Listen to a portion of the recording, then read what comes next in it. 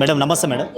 Congress government వచ్చి దాదాపు 3 సంవత్సరాల దగ్గరికి అవుతుంది. అసలుకి 1,00,000 ఉద్యోగాలు ఇచ్చినారని చెప్పి మాట్లాడుతున్నారు. అసలు ఎన్ని ఉద్యోగాలు ఇచ్చింది, ఎన్ని ఇవ్వలేదు, అసలు దీని మీద మీ స్పందన ఏంది?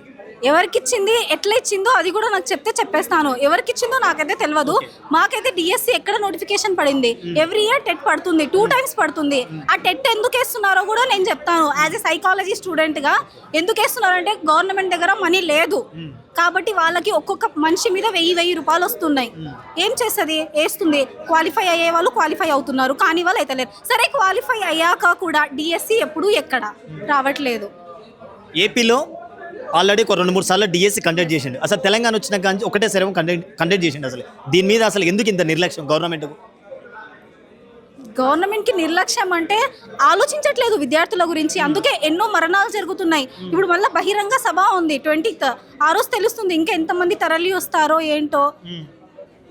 తెలంగాణలో ఇంతవరకు విద్యాశాఖ మంత్రి లేడు. అసలుకి రేవంత్ రెడ్డి ఉండు, విద్యాశాఖ 3 శాఖలు అతని దగ్గరనే ఉన్నాయి. రేవంత్ ఎంత చదువుకున్నారు రేవంత్ గారు? చదువుకుంటే మా గురించి తెలియాలి కదా. సరే సీఎంఓ పిఎంఓ అందరు ఎవరు వచ్చి అడగట్లేదు. మాకు మా ఫ్యామిలీ మీద ప్రెజర్ ఉంది. మాకు చదువు కావాలి. చదువుకోవడానికి హాస్టల్కి వచ్చాము. ఎన్నో వదిలేస్తాము. కొందరికి పెళ్లిలై పిల్లల్ని వదిలేసి వచ్చిన వాళ్ళు ఉన్నారు, కానీ మాకు జాబ్ రావట్లే. ఫస్ట్ సరైన విద్యాశాఖ మంత్రి, సరైన విద్యా విధానమే లేదు. మరి వాళ్ళు 70,000 నుంచి 80,000 వరకు ఉద్యోగాలు ఇచ్చినా అని మాట్లాడుతున్నారు. అసలు నిజమేనా ఇది? ఎన్ని ఉద్యోగాలు ఇచ్చారు ఒకసారి మీరు చెప్పండి క్లారిటీగా మాకు.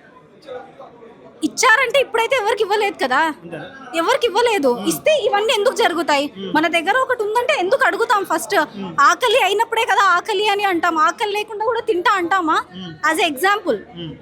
కాంగ్రెస్ గవర్నమెంట్కి ఏం చెప్పాలనుకుంటారు ఒక నిరుద్యోగురాలుగా మీరు? నెక్స్ట్ టైం కాంగ్రెస్ మళ్ళీ గెలవదు. మాకు అవన్నీ తెలియదు సార్. మాకు కావాలి జాబ్ క్యాలెండర్ కావాలంతే. ఎందుకంటే ఎవ్రీ ఇయర్ అది వస్తేనే కదా మనకు తెలుస్తుంది ఈ పోస్ట్కి ఇన్ని జాబులు ఉన్నాయి, ఇవి ఇన్ని ఉన్నాయి అని. దిల్సుఖ్నగర్లో మీరు కోచింగ్ తీసుకుంటారు టెట్ డిఎస్సి కోచింగ్ సెంటర్లో కోచింగ్ తీసుకుంటున్నాను నేను. ఇప్పుడే రీసెంట్గా వచ్చాను. ఎందుకంటే ఇప్పుడే చదువుకుందామని వచ్చాను. మా ఇంట్లో చాలా కష్టపడి ఒప్పించి వచ్చిన దాన్ని.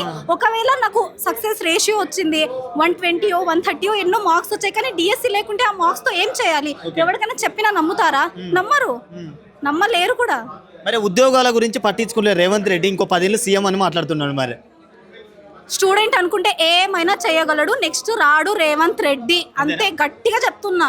ఎక్కడ టెలికాస్ట్ చేస్తారో చేసుకోండి, రాడు సార్. Thank you. ఇలాంటి మరిన్ని వీడియోల కోసం మా యూట్యూబ్ ఛానల్ను లైక్ చేసి సబ్స్క్రైబ్ చేసుకోండి.